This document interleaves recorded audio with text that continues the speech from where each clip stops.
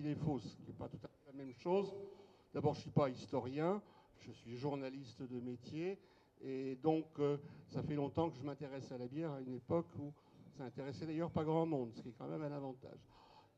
Alors, bon, à force de lire des choses et de creuser aussi un peu les choses, de rencontrer les quelques historiens, et s'il y a une activité à prendre aujourd'hui, c'est bien celle d'historien de la bière, parce que franchement, on a tellement de... on n'a pas vraiment de vrais professionnels là-dessus. On en avait un qui était très bon, qui s'appelait Philippe Voluère, pour ceux qui ont entendu parler de lui, qui est décédé il y a bientôt 4 ans, et qui a fait un vrai travail. Donc, mon principe, c'est de dire qu'il y a des choses qui se disent répétées en boucle par tous ceux qui écrivent à propos de la bière, et qui ne reposent sur rien ou sur quasiment rien. Le premier point, c'est la fameuse cervoise, à propos de laquelle on dit régulièrement, on écrit partout, que la cervoise, c'est la bière des Gaulois, que c'est une bière sans houblon, et que c'est une bière au miel. C'est des choses que vous trouverez un peu partout dans toute la littérature.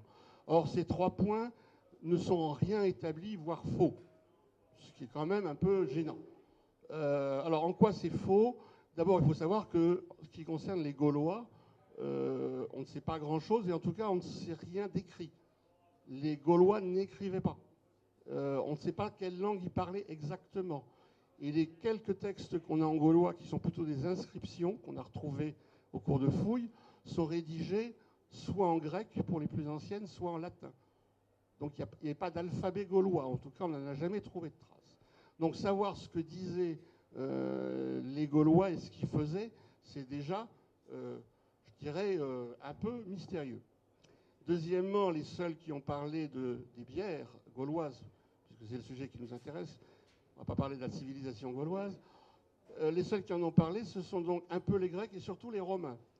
Il faut quand même savoir que les Romains, après avoir été plusieurs fois envahis par les Gaulois entre le 4e et le 1er siècle avant Jésus-Christ, avaient une peur, mais vraiment terrible, des Gaulois. Ils ne les aimaient pas du tout. Et en plus, eux étant une civilisation du vin, ils n'aimaient pas du tout la bière. Ils trouvaient ça vraiment assez répugnant. Vraiment, hein, je dis des textes, Pline l'Ancien, qui est un de ceux qui a fait un plus gros travail, il évacue la bière en quelques pages alors qu'il consacre des livres, enfin des chapitres entiers au vin, parce que c'est un grand spécialiste du vin. La bière, il n'aime pas ça et ça se lit. Bon, alors, donc dans ce texte-là, on ne sait déjà pas grand-chose. Et ce qu'on sait est en plus complètement dénaturé, si je puis dire. Cervoise, ce n'est pas un mot gaulois, c'est un mot latin. Ça veut dire, ça vient de Cérès, qui était la déesse des moissons et notamment la déesse des céréales. Et probablement, ce n'est pas totalement établi, mais ça veut dire la force de Cérès. J'ai lu dans un bouquin que je ne citerai pas, quelqu'un qui a traduit ça par le vin de Cérès, ce qui est une absurdité par rapport à l'étymologie. Donc vous voyez déjà le mot est douteux puisque c'est un mot latin, ça c'est sûr. Mais malgré tout, le peu qu'on sait, c'est qu'on a trouvé, à force de recherche, quelques mots autres qui désignaient une boisson fermentée à base de céréales pour les Gaulois et les Celtes. Et bien autre chose que la fameuse cervoise. On a donc le plus connu sans doute, enfin certains le connaissent puisqu'il est repris maintenant, c'est le zytome ou le zytos, d'origine quand même pour moi grecque, mais bon, c'est pas totalement établi. Ça veut dire aussi ferment, hein, pas seulement bière. C'est-à-dire que le vin, à la limite, pourrait être du zytos. Mais on a des mots comme celia, comme cerea, qui sont peut-être latins, mais c'est pas sûr. On a surtout, sans doute, un des mots les plus courants, qui est le mot korma, avec un K, ou kurmi, avec un C. On trouve aussi parfois le mot brassios, qui vient là d'un mot certain celte, qui est le mot bray, qui désignait l'orge maltais surtout. On a le mot Sicera, S-I-C-E-R-A, qui désigne toute boisson fermentée à base de céréales, mais de fruits aussi. On a le mot cam, et on a aussi le mot Imbrecton. Donc, déjà dire que la cervoise, c'est la bière des Gaulois, c'est déjà un peu faux. Et l'autre, comment dire, un peu absurdité qu'on dit, c'est que donc on a connu la cervoise jusqu'au Moyen-Âge, jusqu'au milieu du Moyen-Âge, et qu'après, la bière. Ça, c'est quelque chose que vous allez lire un peu partout. C'est en tout cas pas forcément vrai, parce qu'on a quand même retrouvé un texte d'un empereur romain, Dioclétien, texte qui est 301 après Jésus-Christ. À l'époque, c'est sans doute à des moments où l'Empire romain est le plus centralisé, et donc l'empereur fixait le prix des denrées pour tout, et pour tout l'Empire. C'est-à-dire que partout, c'était le même prix. Quand on voit ce que c'est que l'Europe aujourd'hui, vous voyez, on a encore du progrès à faire. Eh bien, dans sa liste de prix, il parle d'une part de cervoise ou bière, en 301, vendu 4 deniers le septier, c'est-à-dire pour ça on s'en fiche, et en dessous il y avait une bière dite de qualité inférieure, tout ça c'est la traduction latine que je vous parle, c'est pas du gaulois, qui elle était vendue 2 fois moins cher. Ça veut dire qu'au 301 après Jésus-Christ, on a déjà les deux noms, et non pas comme on le raconte un peu partout, le nom, la bière qui a supplanté le mot cervoise au Moyen-Âge, c'est ce que vous trouvez. Je ne veux pas dire que... donc c'est pas établi, c'est ça que je veux dire, et que dire que la cervoise c'est la boisson des Gaulois, moi j'ai envie de dire la Corma c'était la boisson des Gaulois aussi. La Cicéra était la boisson des Gaulois aussi. Donc on est dans le flou, parce qu'on n'a pas de texte, et qu'un historien, moi j'ai travaillé beaucoup avec Philippe Voluère, qui est encore une fois notre meilleur historien de la bière, eh bien, lui s'appuyait sur des choses concrètes, des preuves écrites, et pas des légendes urbaines, comme on dit aujourd'hui. Qu'est-ce qu'on doit penser du mot cervoise qu'on emploie encore aujourd'hui, parfois ? C'est ça que, quand moi je le vois, il y a un concours qui s'est tenu il n'y a pas longtemps, premier concours à Paris, ils ont créé une catégorie cervoise. C'est quoi alors une cervoise aujourd'hui ? Mais ça veut rien, je ne sais pas. C'est en tout cas certainement pas, et ça je vais y venir, c'est la question du houblon. C'est pas forcément la bière des Gaulois, et c'est pas du tout au miel, même si on mettait du miel aussi. Hein. Mais on n'a aucune certitude sur ce que c'est. Quand on crée aujourd'hui dans ce concours une catégorie de cervoise dite comme bière sans houblon, moi j'estime que c'est un abus de langage complet. Donc une bière aujourd'hui, on sait ce que c'est, il y a un décret qui l'a défini, mais une cervoise, ça peut être n'importe quoi. Ça peut être absolument n'importe quoi, ça n'a pas de définition valable à quelque point de vue que ce soit. Et en plus, si on vend ça comme étant une bière sans houblon, pour d'autres raisons, que je vais maintenant aborder, la fameuse question du houblon, sur laquelle aussi on est vraiment dans des choses assez fausses, c'est encore moins vrai. Parce qu'on ne sait pas. Le grand point, c'est qu'on ne sait pas. Alors quand on sait, on dit une chose, mais quand on ne sait pas, on s'abstient. Enfin moi, en tout cas, c'est ma politique de journaliste depuis quelques années. Donc la question du houblon, puisqu'on dit que c'était sans houblon... Parlez bien dans le micro pour oui. On entend bien dans le fond ou pas très bien? Donc voilà, je crois qu'il faut vraiment mettre... Voilà. Je vais essayer de faire ce que je dis aux autres quand c'est pas moi qui tiens le micro.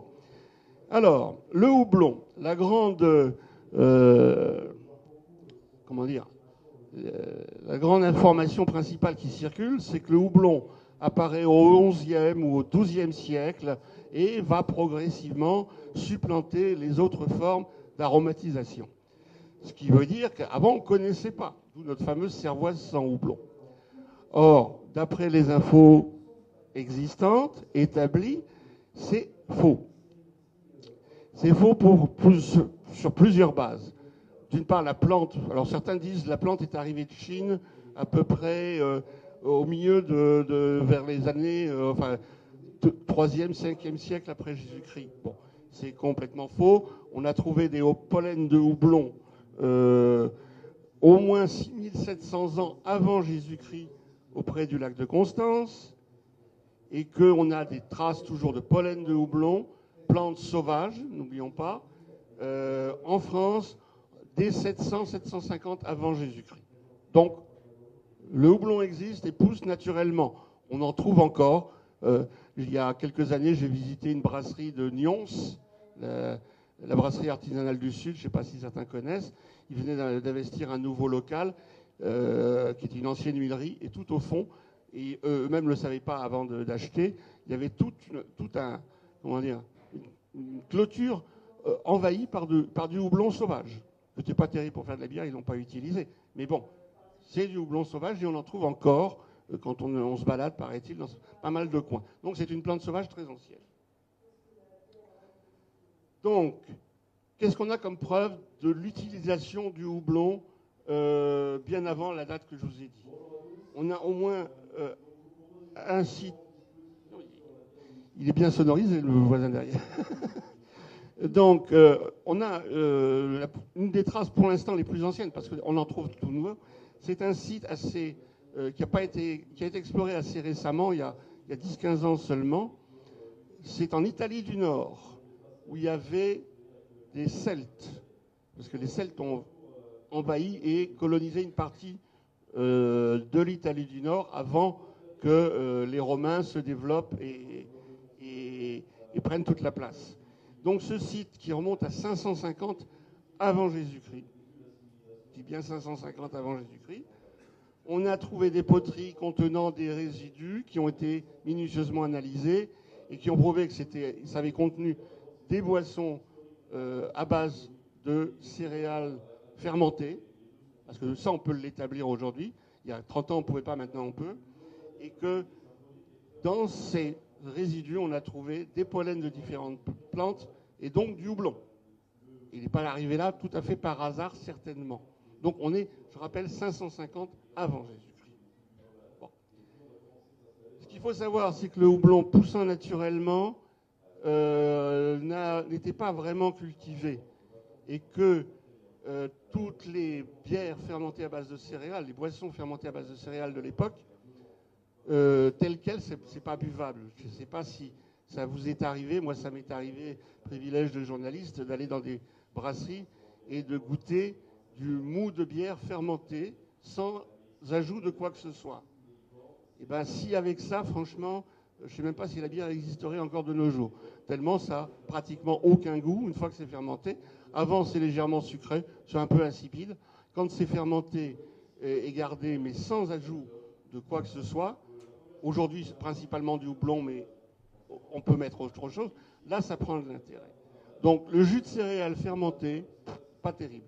Et donc on imagine très bien que tous ceux qui faisaient de la bière, aussi bien à domicile, parce que rappelons que la bière, longtemps, c'était une activité à domicile, faite par les femmes, comme le pain. Et donc on y mettait ce qu'on trouvait dans sa région pour lui donner du goût, parce que sinon ça n'en avait pas. Ça avait de l'alcool, mais ça n'avait pas terriblement de goût. Donc on ajoutait tout ce qu'on pouvait. Tout ce qu'on trouvait à l'état naturel, donc des plantes, éventuellement des épices, quand les épices sont développées. Donc il fallait rajouter quelque chose. Ce qu'on avait sous la main, et donc, alors c'est une supposition, mais quand même, il faudrait que, de toute façon, s'il y avait du houblon dans le coin, ben, pourquoi pas on essayait. Et au niveau des traces historiques, on a au moins 2 documents de découvertes assez récentes, d'ailleurs.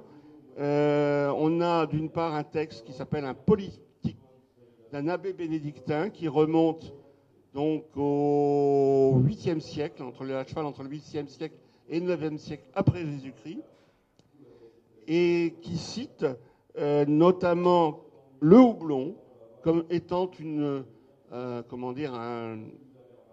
un apport obligatoire dans les revenus de l'abbaye. On devait leur livrer tous les ans une quantité assez importante, puisqu'on parle de quantités qui pouvaient atteindre au moins 100 à 150 litres, hein, c'est du volume, c'est pas du poids, par an.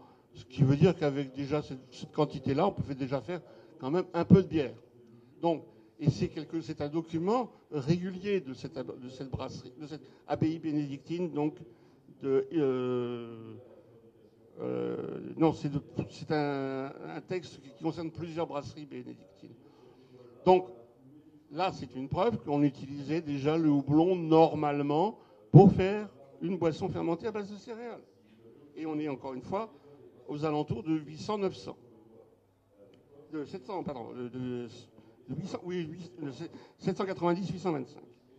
Autre texte beaucoup plus récent, je ne sais pas si vous avez entendu, enfin récent, de découverte récente, je ne sais pas si vous avez entendu parler des moines de Saint-Vendrille qui est une petite abbaye, enfin non, une belle abbaye, pardon, près de Rouen, qui a une brasserie bénédictine là aussi, une abbaye bénédictine, qui ont eu quelques soucis financiers parce que leurs activités précédentes périclitaient, et ils se sont dit qu'est-ce qu'on pourrait faire. Il y a quelqu'un qui a eu, et si on faisait de la bière? Bon, et ils se sont lancés dans la bière. La bière existe maintenant depuis 1 an et demi. Je vous invite à la découvrir. D'abord, c'est la première bière faite par des moines en France, qui est quand même un petit événement. Non pas que je pense que les moines soient forcément plus doués que les autres pour faire de la bière, mais enfin, sur le plan symbolique. Et que donc cette équipe monastique s'est posé la question de savoir si cette brasserie, qui est quand même très ancienne, qui remonte à 600 ou 700 après Jésus-Christ, est-ce qu'ils avaient fait de la bière, comme les bénédictins, on disait souvent. Ils n'ont trouvé aucune trace de brasserie, ça c'était un peu leur regret. Mais ils ont quand même trouvé un texte qui est tout à fait intéressant, qui est donc un texte qui date, lui, de 835, voilà.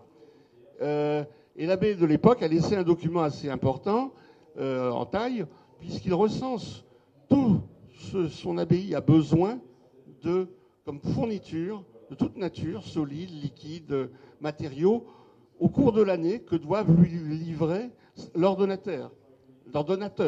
Donc, parce que c'est comme ça qu'ils vivaient. Ils faisaient rentrer tout ce dont ils avaient besoin. Ils cultivaient certaines choses, mais ils faisaient rentrer beaucoup de choses. Et dans sa liste, sans que ça fasse l'objet de quelque chose d'assez nouveau et extrêmement important, qu'est-ce qu'on trouve? Une boisson, la fameuse Cicéra, dont j'ai parlé tout à l'heure, Cicéra houmolonnée, et donc les spécialistes de la traduction n'ont pu traduire ça que boisson fermentée à base de houblon. Et j'insiste sur un point, c'est que dans cette liste, c'est pas du tout, encore une fois, quelque chose qui est mis en valeur en disant que c'était la merveille du siècle. Ça fait partie des besoins ordinaires, comme tant de moutons, tant de chevaux, tant de ballots de laine, enfin tout. C'est une liste à la Prévert. Et cette boisson à base de houblon est quelque chose considéré comme normal. Là encore, donc on est au début du IXe siècle, et donc pour cette abbaye, on est encore une fois en Seine-Maritime, une boisson à base de houblon est considérée comme une chose courante. Alors ce qu'avait fait remarquer Philippe Boluer dans un livre que je vous montrerai après, qui est son dernier ouvrage, ils disent ce qu'il faut se rendre compte, c'est que le houblon, parce que certains auteurs disent il n'y a pas de trace dans les documents de houblon dans tout ce qui concerne le marché de la bière de l'époque.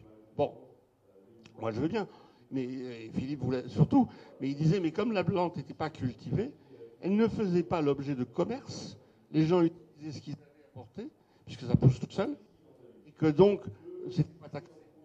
Et donc il n'y avait pas de raison qu'on trouve des traces administratives d'un produit qui n'était pas cultivé. Et c'est pour ça que le houblon a mis beaucoup de temps pour arriver à se faire connaître et à être relevé dans les documents. Mais dans la mesure où on n'en parle pas, c'est parce qu'il n'y en a pas. C'est ça le truc. Personne ne dit qu'il n'y a pas de houblon à l'époque. On ne trouve pas de traces, mais il y a des raisons pour lesquelles on ne trouve pas de traces. Il nous reste encore une bonne demi-heure. Bon, on va peut-être commencer à déguster. D'accord. On va servir la première bière. Pour vous récompenser votre... il n'y a qu'une seule, pardon. Oui, une seule. Donc, alors, cette bière, je l'ai choisie parce qu'on est quand même dans un contexte monastique. Et que donc, c'est la Saint-Stéphanus. Alors, pourquoi Saint-Stéphanus plutôt qu'une autre? C'est que, à mes yeux en tout cas, c'est certainement la bière d'abbaye la plus authentique qui soit. Vous savez que le mot abbaye n'est pas vraiment protégé, que ça s'est développé depuis une vingtaine d'années, et qu'il y a des bières même qui portent le nom d'une abbaye qui n'a jamais existé. On trouve ça notamment dans les magasins pas très chers. Or, dans le cas de Saint-Stéphanus, c'est une vraie... comment dire une bière d'abbaye dont la tradition est la plus prouvée, dans la mesure où l'abbaye se trouve à Gand. C'est une abbaye de Prémontré. Les moines ont fait de la bière jusque dans les années 80. avec leurs propres recettes et surtout leurs propres levures. Avec les nouvelles normes, il leur a fallu investir. Ils n'étaient plus très nombreux. Donc ils ont préféré arrêter leur production parce qu'ils n'avaient pas les moyens de la poursuivre et de mettre leur brasserie aux normes. Mais ils n'ont pas voulu que leur bière paie. Et donc ils ont fait appel à un brasseur qui se trouve à 50 km de là. Ils lui ont confié la recette, ils lui ont confié la levure, et le dernier moine qui faisait encore de la bière a travaillé pendant 1 an dans cette brasserie. Excusez-moi, je parle assez mal le flamand et je suis bien incapable de vous en dire le nom, mais ils sont présents. C'est ceux qui font Drakkar notamment, et Monks. Et donc, voilà. Donc, ils continuent maintenant à faire cette bière-là en suivant, normalement, la recette, les ingrédients et la levure spécifique au moine. Et c'est à peu près le seul cas qu'on ait d'une bière de moine qu'on retrouve faite maintenant par des laïcs. Et le point important pour moi étant quand même la levure, parce qu'ils ont une levure spécifique qui ne leur appartenait qu'à eux. Donc c'est ça qui sert à faire Saint-Stéphanus. Donc c'est une différence avec les trappistes, puisque les trappistes, il faut un moine dans l'abbaye. Alors, les trappistes, je ne parle pas des trappistes, je parle des bières, ce qu'on appelle bières d'abbaye. Les plus connues, je citerai personne comme les pas connus, parce que maintenant ça marche depuis déjà quelques années. Ça ne veut rien dire bière d'abbaye, puisque vous voyez, certaines même portent des noms d'abbaye qui n'existent pas. Alors, ils ne peuvent même pas se réclamer de moine, ou que certaines autres, des fois même connues, quand j'y suis allé, par exemple, je dis bon, c'est une recette de moine, oui, oui, bien sûr, je peux voir la recette. Ah non, c'est pas possible. Vous voyez, donc bon, il y a beaucoup de marketing derrière tout ça. Tout a commencé avec l'Ef. L'abbaye de l'Ef avait besoin d'argent après la guerre, parce qu'ils avaient été très très abîmés, l'abbaye de l'Ef. Et le père abbé de l'époque est allé voir un moine une petite brasserie locale, et qui a dit, écoute, si je te donne mon nom, tu fais une bière et tu me donnes un peu de sous. Et voilà, et c'est ça, c'est cette date-là, 1952 très exactement, que date le démarrage des bières d'abbaye.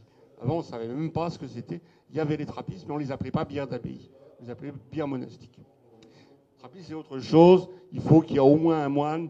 Il faut déjà que la brasserie, au moins, soit en partie dans l'enceinte du monastère. Et il faut que les moines jouent quand même un rôle à un moment ou à un autre dans l'élaboration du produit. Ce n'est pas le cas avec les abbayes où il n'y a pas de règles du tout. Donc, Saint-Stéphanus, c'est la bière, pour moi, d'abbaye la plus authentique. C'est pour ça que je l'ai choisie. Elle s'appelle Grand Cru. C'est quoi Grand Cru Alors, ça veut dire quoi Grand Cru, c'est gentil, c'est juste du marketing. Moi, en matière de bière, je ne sais pas ce que ça veut dire. On en a discuté encore hier soir. Techniquement, ça n'a pas beaucoup de sens. Ça veut dire évidemment qu'on s'attend que par rapport à la bière courante, elle soit meilleure, généralement plus forte en alcool ou plus aromatique. Mais il n'y a aucune définition légale et valable pour le terme Grand Cru pour la bière. C'est surtout les Belges qui pratiquent ça, mais on commence à en voir quelques-unes en France. Mais bon, alors on peut espérer que c'est mieux que le reste mais ça ne veut rien dire en termes de levure, en termes de garde, en termes de tout ce que vous voudrez. Il n'y a pas de règle du tout sur le terme. C'est de la pub. Mais bon. Voilà. Donc voilà ce qu'on peut dire sur le houblon à l'heure actuelle. Moi, je suis persuadé que c'est partir du moment, et on va y revenir, où il y a eu...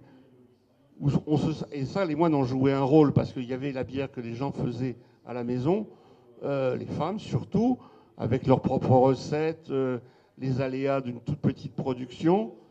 Les premiers brasseurs laïcs qui en faisaient des commerces, ça remonte au Moyen-Âge. Bon, le plus ancien qu'on connaisse à Strasbourg, ça date du XIIe siècle, ou fin XIIe ou début XIIIe. Mais on peut penser qu'il y en avait d'autres avant, faut quand même pas exagérer.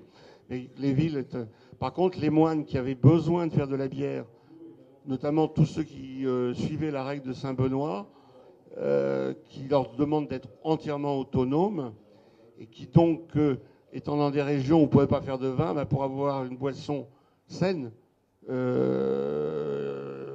parce que la bière par rapport à l'eau, c'est quand même un peu plus sain, ne serait-ce qu'à cause de l'ébullition. Donc faisaient de la bière, et eux, ils avaient du temps devant eux pour perfectionner les techniques.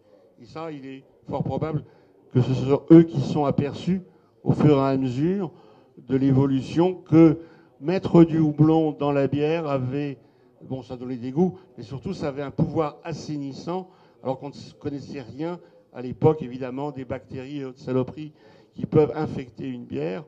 Et donc, le houblon était un agent, et toujours un agent important pour produire de la bière dans des conditions un peu plus saines, et surtout à l'époque. Donc voilà. Alors, on fait aussi souvent, on trouve aussi souvent, encore une fois, dans les bouquins, dans les sites, ce mot un peu bizarre qui est le grut. Qui a entendu parler du grut? Bon, ça va, c'est pas encore très très répandu. Donc ça s'écrit G-R-U-Y-T. Alors le grut, c'est le mot sans doute le plus mystérieux de l'histoire de la bière.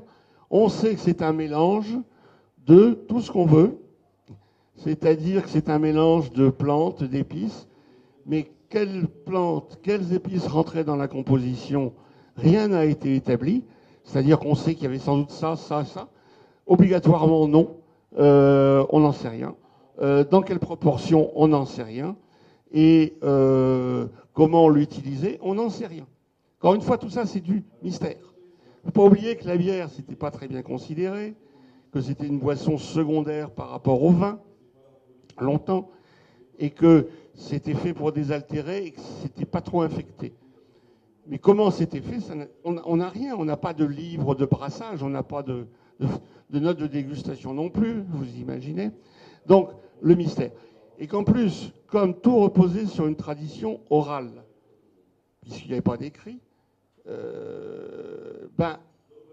y avait quand même de la concurrence entre, je ne dis pas entre les moines, il ne faut pas exagérer, mais quand les brasseurs laïcs sont apparus, vous savez, très vite, à Strasbourg, on comptait, à la fin du Moyen-Âge, au moins une quarantaine de brasseries faisant leur bière sur place. Alors, ça n'avait rien à voir avec le style Cronenbourg, bien évidemment. C'était des cafés où la bière était faite sur place. Les gens venaient la boire. Éventuellement, on emportait dans des pichets ou des choses comme ça. Mais bon, ou alors sinon, il y avait la bière à la maison. Donc, c'était encore quelque chose de très artisanal.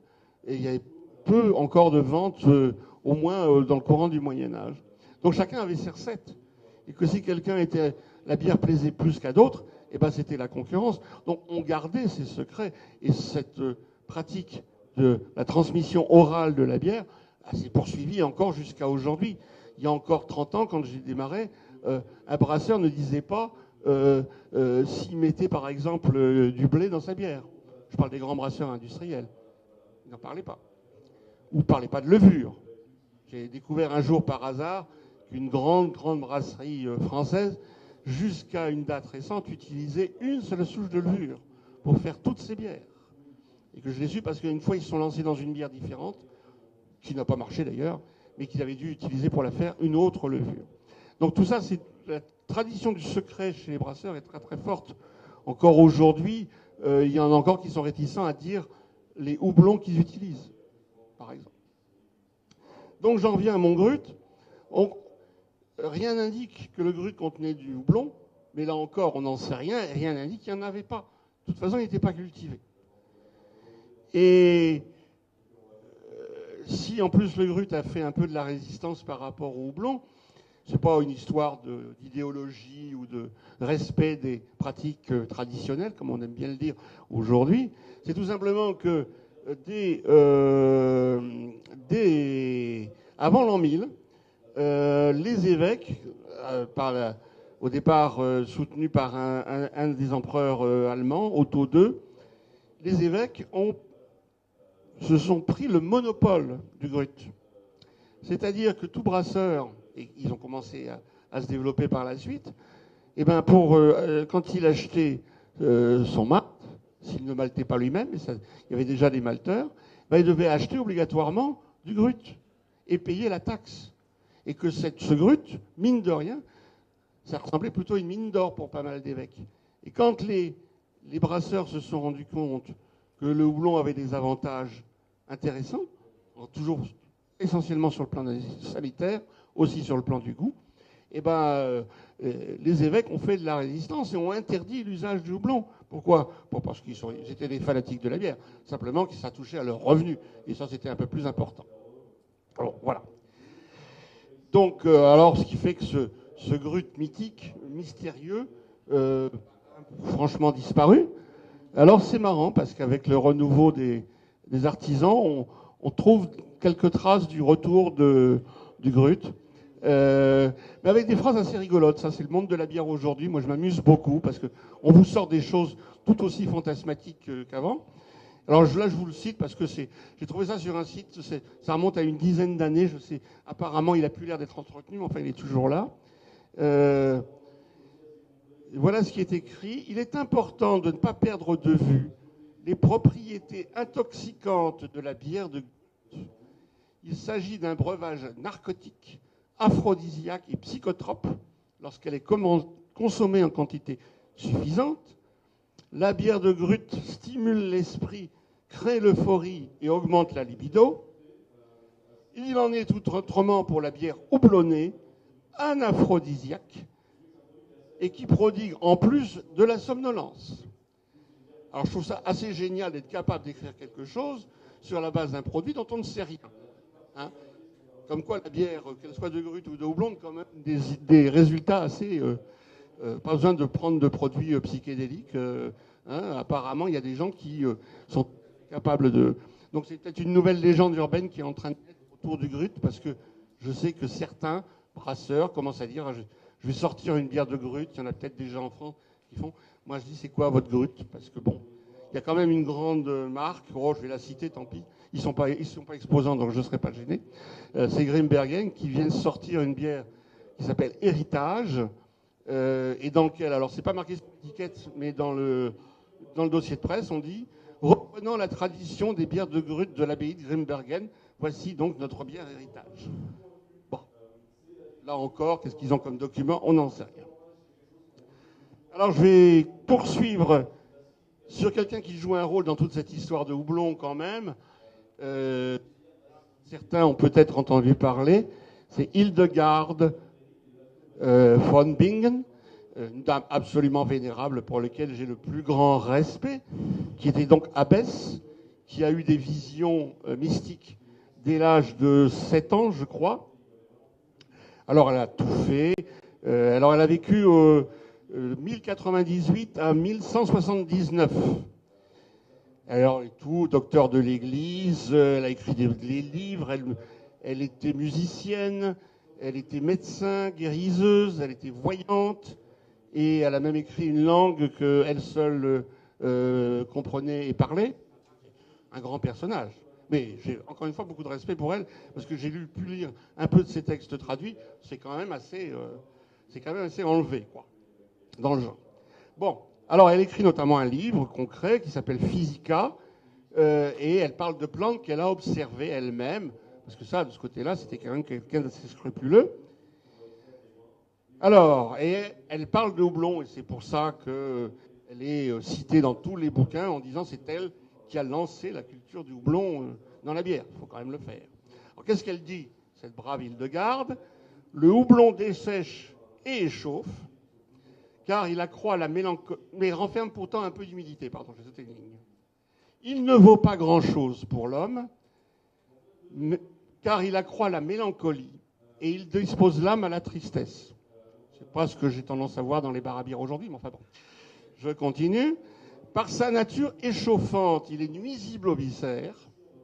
Donc si vous avez des problèmes de ventre, arrêtez la bière, passez au Coca-Cola. Son amertume combat toutefois certaines fermentations nuisibles dans les boissons auxquelles on l'ajoute et permet à ces dernières de se conserver plus longtemps. Alors voilà, ça c'est la phrase Hildegarde qu'on trouve partout. C'est elle qui justifie et qui fait dire à tous les historiens ou prétendus tels que le houblon a été connu des brasseurs grâce à Hildegarde. Alors moi, j'ai un petit doute quand même là-dessus. D'abord parce que son livre, c'est pas du tout un livre sur la bière, ni même sur le brassage. C'est un livre sur les plantes. Et elle ne dit pas comment on fait de la bière. Et puis, franchement, concrètement, parce que moi je suis toujours dans le concret, j'ai du mal à imaginer que les brasseurs ont attendu, ou en tout cas se sont inspirés d'un livre écrit en latin. Le bouquin, il est gros comme ça, en enluminure. On n'en a que 3 exemplaires dans le monde. Et je ne pense pas que les tirages aient atteint des volumes, un chiffre vraiment impressionnant à l'époque. En plus, il n'y avait pas Amazon, alors vous imaginez. Je vois mal des brasseurs déjà allemands et d'ailleurs lire ce livre où il n'y a que quelques lignes consacrées au houblon. Hein. Tout le reste, c'est toutes les plantes de la création ou presque qui y passent. Pour dire, ah mon Dieu, mais c'est vrai que le houblon est une plante indispensable pour faire de la bonne bière. Vous voyez ce que je veux dire? Là, on est vraiment dans la légende. Ce bouquin, que très peu de gens ont lu, sans vouloir être méchant, mais quand même, je ne pense pas que les brasseurs, surtout les brasseurs laïcs, je mets de côté les moines éventuellement qui ont peut-être pu jouer un rôle, mais les brasseurs laïcs, je ne sais même pas si ils savaient lire et écrire. On est quand même au Moyen-Âge. Et en latin, certainement encore moins. Alors je ne vois pas pourquoi ces quelques lignes consacrées à une plante, et ce n'est pas un livre de brassage encore une fois, de toute façon à l'époque il n'y en avait pas, faut dire, j'étais pas né, alors bon évidemment, il ne pouvait pas y avoir de livre sur la... Je plaisante un peu.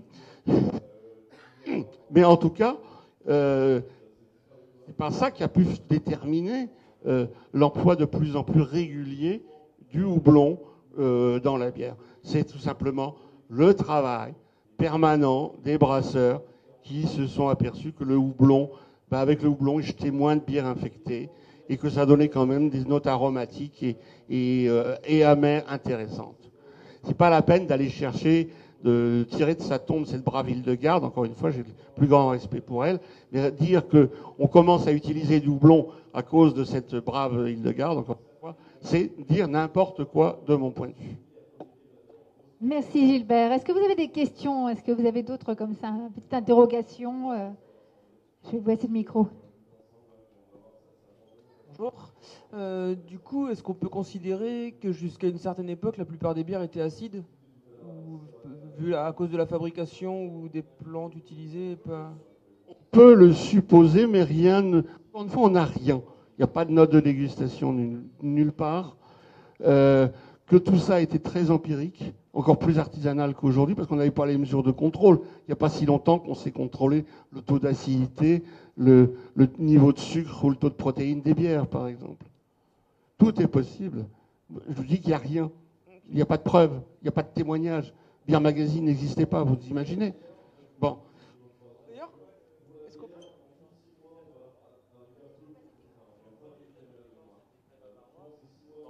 Alors, le décret bavarois qu'on cite toujours en exemple, il faut savoir qu'il n'est pas tout seul en son genre, qu'on en a eu en France bien avant, que c'était des règles qui avaient surtout pour but de, comment vous dire,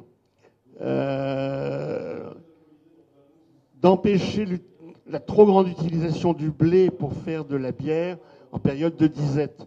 Il ne faut pas oublier que pratiquement jusqu'au XVIIIe, voire au XIXe siècle, l'Europe connaissait les périodes de disette, les périodes où il n'y avait pas de blé.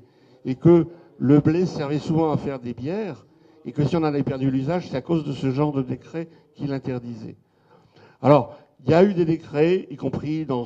il y a de mémoire, bon, j'ai pas spécialement penché sur la question, mais il y a au moins un texte de la fin du Moyen-Âge qui définit ce qu'on peut mettre ou pas dans la bière. Et souvent, c'est plutôt les interdictions. C'est-à-dire, bon, pas de blé quand on manque de blé pour faire du pain, donc on oblige les brasseurs à n'utiliser que de l'orge, alors qu'ils aimaient bien mettre du blé. Et ce qu'on appelle bière blanche, entre guillemets, un mot que je combats avec la dernière énergie, mais c'est-à-dire les bières de blé étaient sans doute beaucoup plus fréquentes avant que l'industrialisation de la bière les a fait disparaître, avant que ça revienne à la fin du XXe siècle. Donc c'est plutôt des interdits. Hein, on ne fait pas ça. Et il y a aussi des choses où on dit on ne met pas de poids, on ne met pas de plâtre, on ne met pas de choses comme ça. Quoi. Et ce que ça veut dire, c'est-à-dire qu'on est là pour contrôler un minimum de qualité plutôt que de dire voilà ce qu'il faut faire pour faire de la bonne bière.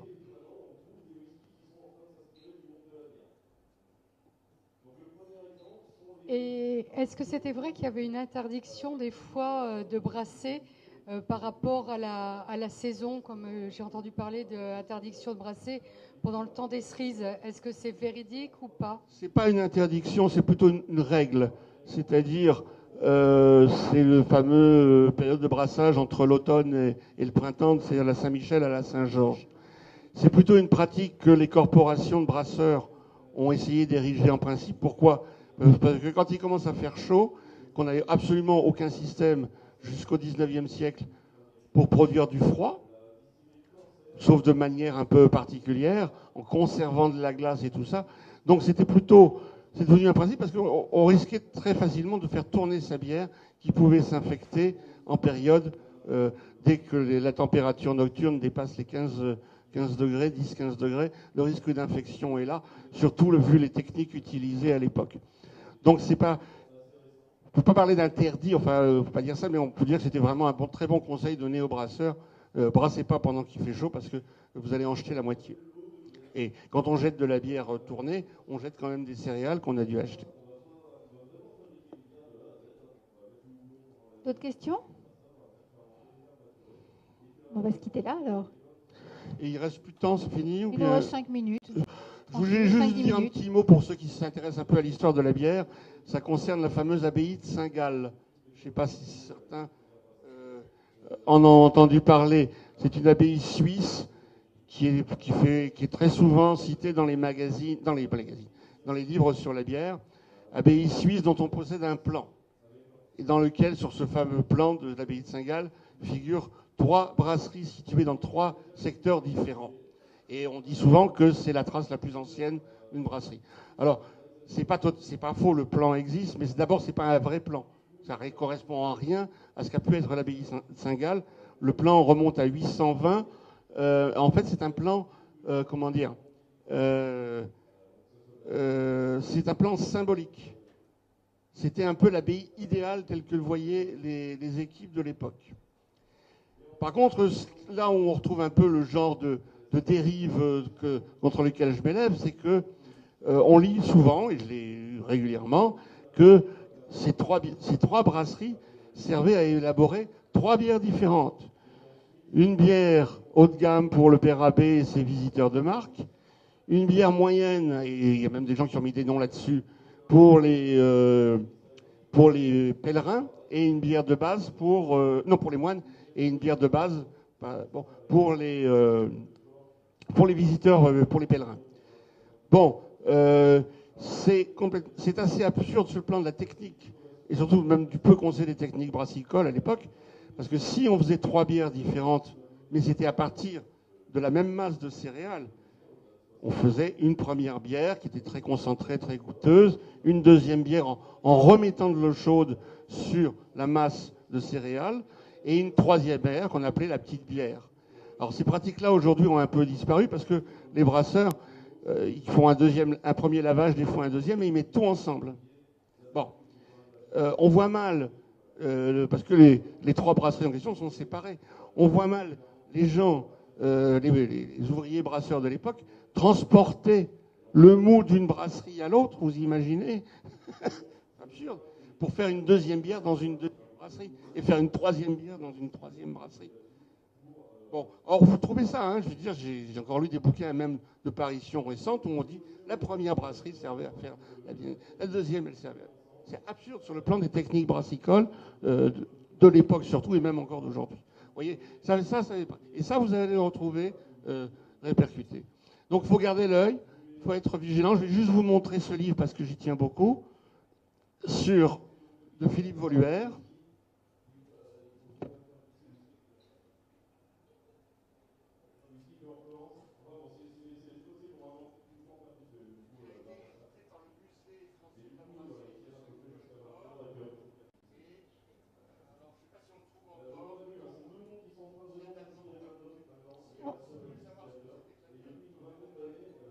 Je vous entends plus. Voilà, si vous voulez savoir ce que c'était vraiment, ce qu'on peut dire aujourd'hui sur la réalité de ce qu'était la bière à ces époques-là, il n'y a pratiquement que ça. Et j'ai quand même pas mal de livres sur la bière dans ma petite bibliothèque personnelle. Et croyez-moi, ça, c'est établi. Est-ce qu'on peut donner une référence, peut-être, une édition? S'adresser, c'est en fait, parce que Philippe Ruher, il a écrit, le livre n'est pas totalement terminé, il y a les idées principales, les informations principales, il n'a pas eu le temps de finir la mise en forme, d'où la petite taille du livre. C'est édité par le Musée français de la brasserie de Saint-Nicolas-de-Port. S'ils l'ont, il n'y a que chez eux qu'on le trouvera, parce qu'ils l'ont édité par eux-mêmes. Et là au moins, vous avez un point sur les choses établies, si le sujet vous intéresse, sur ce que c'était cette fameuse bière du temps des Gaulois et des Romains. Voilà. Merci beaucoup. Pour mettre un petit peu d'ordre dans les choses. Voilà, je crois qu'on peut vous applaudir. Merci.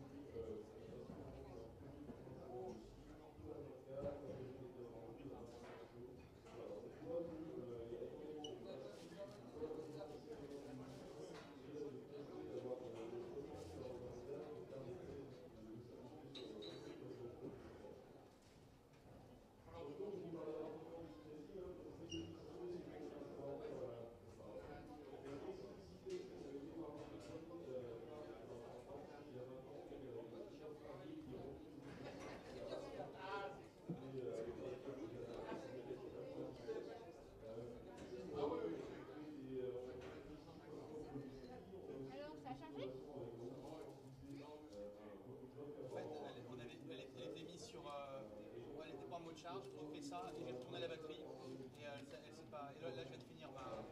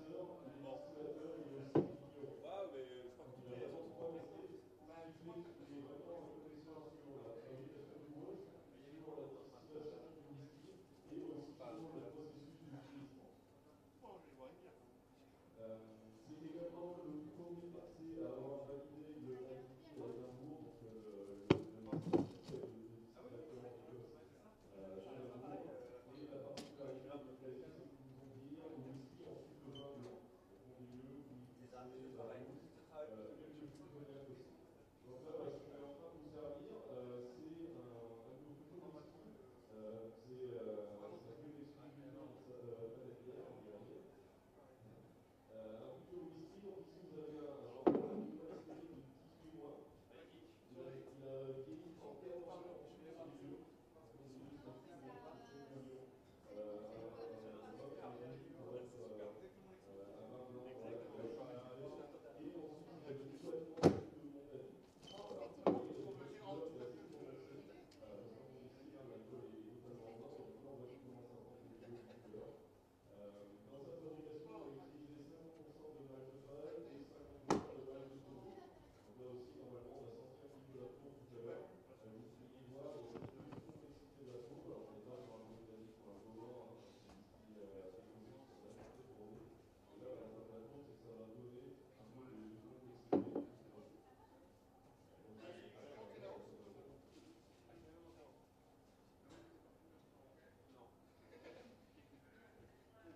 Résiste pas bien à la chaleur, par exemple, ça aurait pu être